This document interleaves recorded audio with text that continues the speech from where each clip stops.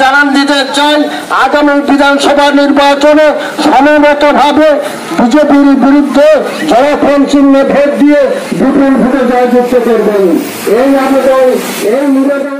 বঙ্গবন্ধু যাত্রা উপলক্ষে রায়দিঘি এবং মন্দিরবাজার বিধানসভায় আজ থেকেই 2021 সালের বিধানসভা নির্বাচনের প্রস্তুতি শুরু করল তৃণমূল কংগ্রেস নেতৃত্বরা।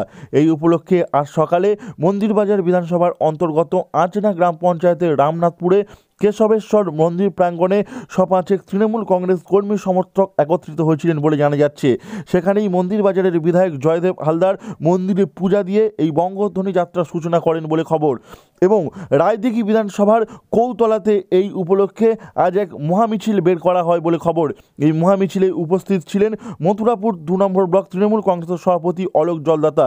এছাড়াও এই মহামিছিলে উপস্থিত ছিলেন মথুরাপুর 2 নম্বর ব্লক পঞ্চায়েত সমিতির সহসভাপতি জয়ভূষণ ভান্ডারী সহ অন্যান্য তৃণমূল কংগ্রেস নেতৃত্বরা। আপনারা দেখতে পাচ্ছেন সেই ছবি সরাসরি সুন্দরী ন্যাশনাল নিউজে। আরম্ভ করে এখানকার রাজ্যপাল যিনি আছেন বিজেপির নেতারা তারা কিন্তু বারবার বলছে পশ্চিমবঙ্গে নাকি আইন শৃঙ্খলা নেই, অথচ ভারতবর্ষের পরিসংখ্যান ন্যাশনাল ক্রাইম ব্যুরো এনসিবির পরিসংখ্যান অনুযায়ী কলকাতা পশ্চিমবঙ্গের প্রধান নগরী, যেটা পরপর ভারতবর্ষের মধ্যে দুবার এখন এবছরে পর্যন্ত সব থেকে কিন্তু সেফেস্ট নগরী বলে, নিরাপদ নগরী বলে কিন্তু পরিগণিত হয়েছে।